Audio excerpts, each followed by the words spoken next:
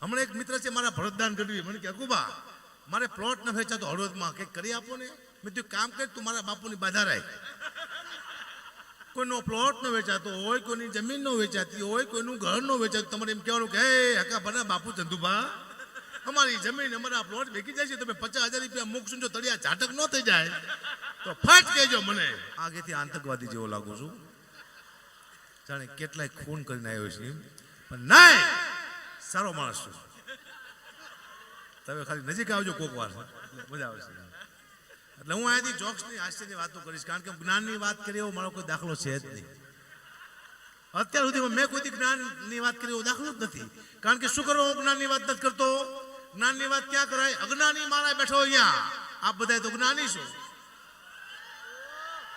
આમાં કોઈ પણ અજ્ઞાની છે નહીં, તો જ્ઞાનની વાત ક્યાં કરી? મેં જોયું એક માલધારીનો છોકરો એક અદભુત સેવા કરે છે, બહાર જોયું મેં. એને કોઈ કીધું છે કે નથી કીધું, પણ પોતાની અદભુત મહેનત કરે છે. કોઈ ઝાંપે ઊભા છે, કોઈ દરવાજે ઊભા છે, કોઈ રસોડામાં ઊભા છે, કોઈ ચોરીમાં ઊભા છે. પોતપોતાની સેવા સ્વયંથી કરે છે. એટલે બહુ આનંદની વાત કહેવાય કે આ પ્રેરણા પણ મળે છે. આને જ્ઞાનની વાત કરવાની જરૂર, જ્ઞાની જ છે બધા. એટલે હું જોશ કે આનંદ કરાવીશ, બાકી હું તો છે જ નહીં. હા, કારણ કે હમણાં એક પત્નીના પતિને પૂછ્યું કે તમને ખબર છે હું રવિવાર રહું છું, હું મંગળવાર રહું છું, હું બુધવાર રહું છું, હું અમાર રહું છું, હું પૂનમ રહું છું, હું કેટલું બધું રહું છું. એનો પતિ કે તું ખાલી હખડી રહે, તારે કઈ રહેવું નથી. આ જીવનમાં જે હખડા રહે એ વાર્તા પૂરી, આનંદ કરો. હમણાં મને યાદ છે દેગામમાં શમશાનનું ઉદઘાટન હતું અને કોઈ ધારાસભ્ય નહોતા, લખાભાઈ મને બોલાયો, હકાબા પધારો. તે શમશાનનું ઉદઘાટન મેં કર્યું, ફાટ સારી રિબીન કાપી નાખી અને હું વહી ગયો ઘરે. મહિના પછી મેં ફોન કર્યો દેગામ, કીધું કેવું છે પેલા અત્યારે અહીંયા? મને કે અકુબા તમારા હાથ બહુ સારા છે. મેં તો કાં કે અહીંયા લાઈન લાગી છે, એક ને બાળો તો બીજો ઉભો થાય છે. એટલે અમે ગઢવી છીએ, અમારા હાથમાં બરકત હોય. અમારા હાથે તમારે કામ કરાવવું હોય તો સારા ઉદઘાટન કરાવજો, ન કે શમશાન નહીં ને કે ગામના ગામ સાફ થઈ જાય છે. બરકત વાળા હાથ છે, શું કરો આજાભાઈ, આવું કામ છે અમારું. એટલે આનંદથી બધું છે નહીં. હું પેલા ફેસબુક બહુ વાપરતો હતો, હવે વાપરતો, મારો શોખ ફેસબુક વાપરવાનો.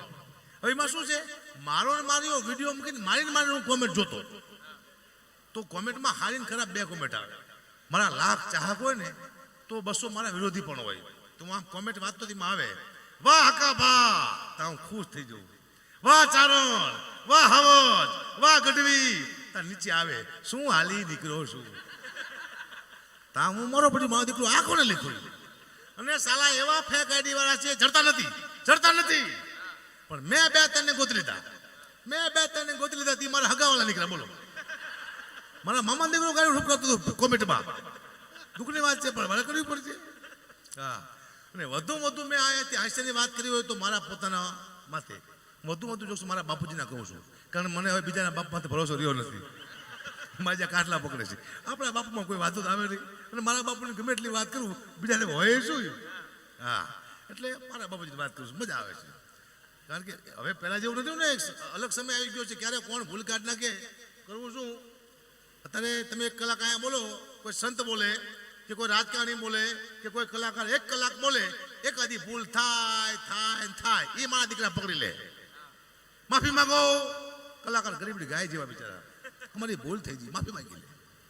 એટલે મેં તમે નક્કી કર્યું છે કે મેં બધા સમાજના 1-1 વિડીયો બનાવી નાખ્યા છે.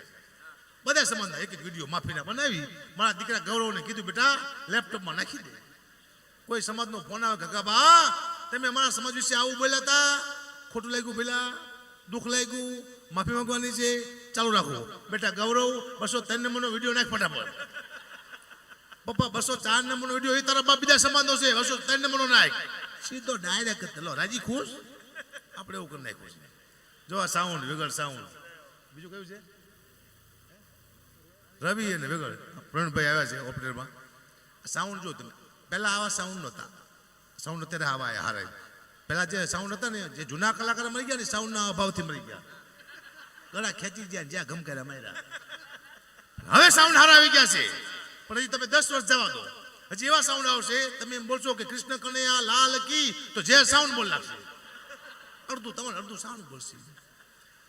25 લાખની, 30 લાખની, 50 લાખની ગાડીઓ નીકળી સાહેબ. એક્સિડન્ટ થાય, અંદર ફુગા થાય છે, આપણે મળતા નથી, આપણે બચી જઈએ છીએ. આવી ગાડીઓ નીકળી છે.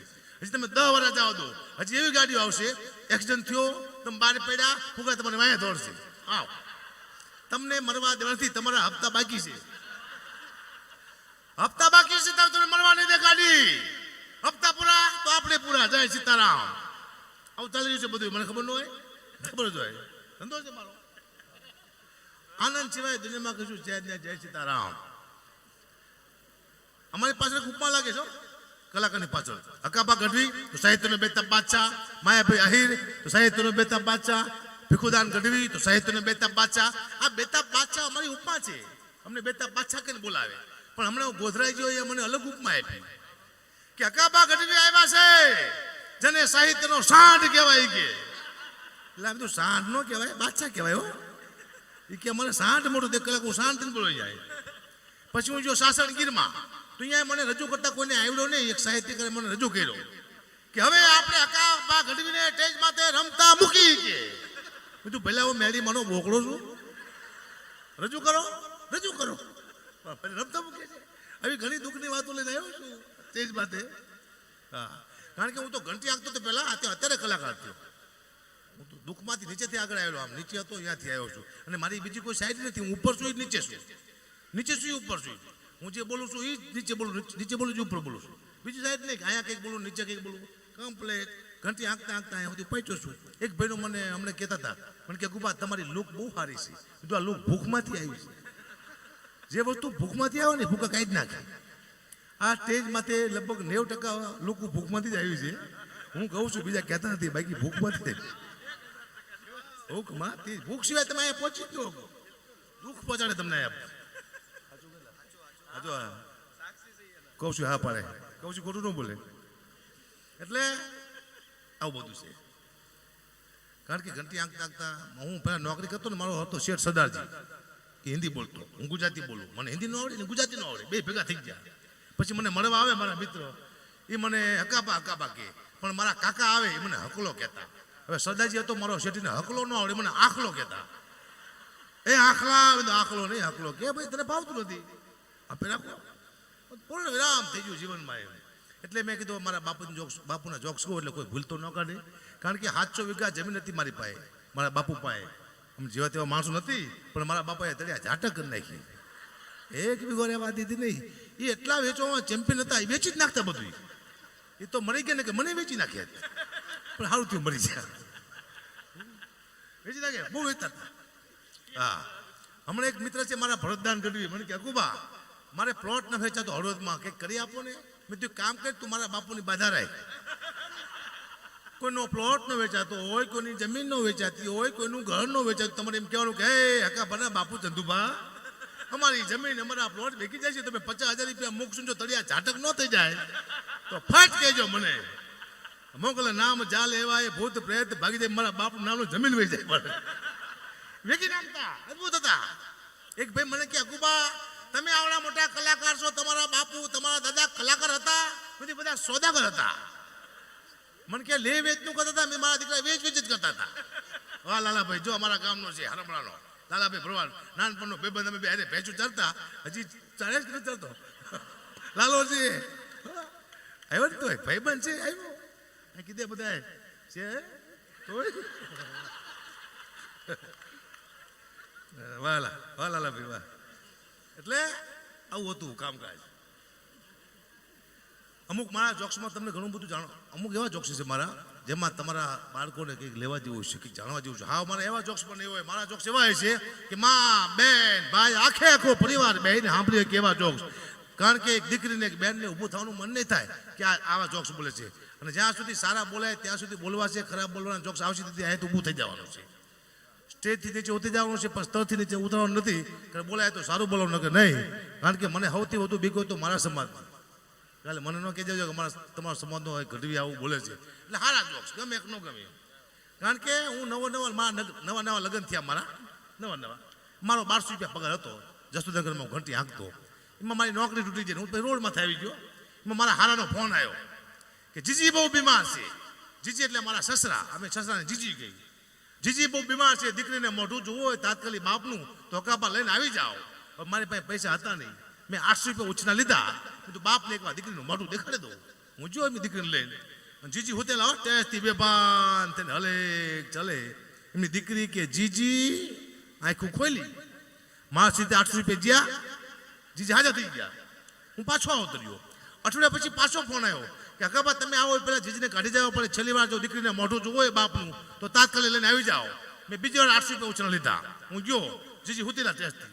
એમની દીકરી કે જીજી આંખું ખોલી, 800 ને 800 મારું 100 રૂપિયાનું પૂછવાઈ ગયું. જીજી હાજર થઈ ગયા.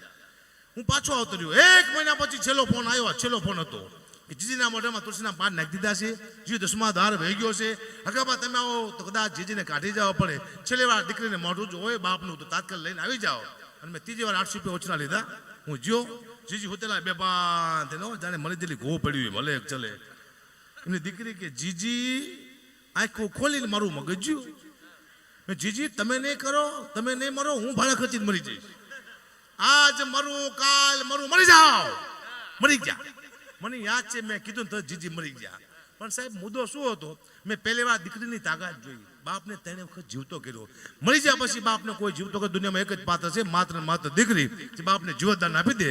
500 ગૌ માથે દીકરી હોય ને ખબર પડે કે મારો બાપ બીમાર છે, બધા કામ પડ્યા મૂકીને આવે, એવું પાત્ર હોય તો માત્ર ને માત્ર દીકરી. બાપની આંખમાંથી 2 આહુણા પડે અને જેની છાતી થડકો લઈ જાય, એવું પાત્ર હોય તો માત્ર ને માત્ર દીકરી. કારણ કે દીકરી 20 વર્ષે કે 22 વર્ષે 2 થાપા મારી અને ઘરની બહાર હાલતી થાય, જાણે તમારા ઘરમાં અંધારું થતું એવું લાગે. હાચવા જેવું પાત્ર હોય તો માત્ર ને માત્ર દીકરી. એવી તણદાર એક દીકરીના લગ્ન કરે છે. આનાથી મોટું પુણ્ય મને કોઈ દેખાતું નથી. બેચરભાઈના પરિવારને ખૂબ ખૂબ ધન્યવાદ. કારણ કે દીકરીનો અનુભવ છે. મારી 2 દીકરી છે. હું પ્રોગ્રામમાં જાઉં, મને રોજ ફોન કરે છે કે પપ્પા પહોંચી ગયા, ગાડી ધીમી ચલાવજો, વહેલા હારે હોઈ લેજો, વહેલા હારે જમી લેજો. આ દીકરી ચિંતા કરે છે. રોજ ફોન આવે. પછી મારા દીકરાનો ફોન આવે છે, પપ્પા લેતા આવજો. મેં શું ખટારો? તમે ભલે પપ્પા આખે ખટારામ કરી જાવ, મારા માટે ખટારો લેતા આવજો. આ દીકરો જેની કોઈ ફરમાઈશ ન હોય એને દીકરી કહેવાય, અને ફરમાઈશ માથે ફરમાઈશ કરીને દીકરો કહેવાય. મને હમણાં પૂછવામાં આવ્યું હતું, કાકાબા માનો પ્રેમ મોટો કે બાપનો પ્રેમ મોટો? તારે મેં કીધું તું કે આ બધા બાપ બેઠા છે. માનો પ્રેમ આંધળો છે.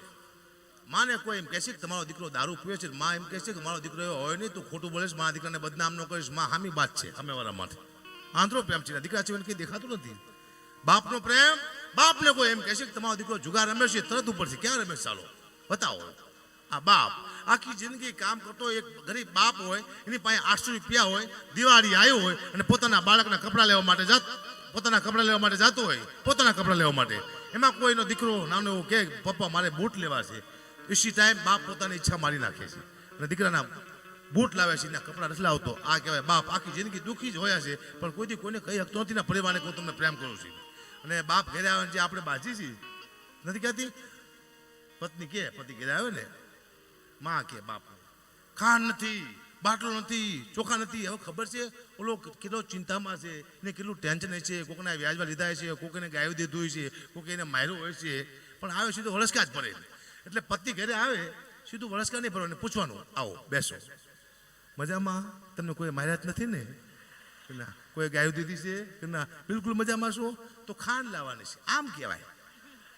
સીધો જ આવ્યો કોકનો માર કે લાવો ખાંડ, લાવો ખાંડ. તમારા બાપ મારી મારી પાડી દીધી છે. નહીં. હમણાં હરાદ આવ્યા. કારણ કે આમાં શું મને કોને કોઈ કીધું કે કુપા તમને પિતૃ નડે છે. મેં કીધું કોણ? કે તમારા બાપુ. મેં કીધું બધું વેચી નાખ્યું તોય નડે છે? એ કે હા. તો મેં કીધું શું કરવાનું? કે એનું હરાવણું કરી આવો. તો હું મારા બાપુજીનું હરાવાઈ ગયો. તે અમારા હારે મહારાજને લઈ ગયો હતો. તો મહારાજે ચાલુ કર્યું, હું બેઠો હરાવા. ઓમ બ્રહ્મદેવાય નમઃ, લાવો કે 500 રૂપિયા. તમે આપ્યા.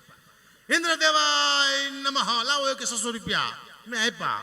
વિષ્ણુદેવાય નમઃ, લાવો કે 700 રૂપિયા. મેં તો ઉભા રહો મહારાજ, ઉભા રહો. એ કે કેમ? મેં તો મને એ ખબર નથી પડતી કે હું હરાવા બેઠો છું, હોરાવા બેઠો છું. આ હોરી નાખ્યા ગજા ગજ જય સીતારામ.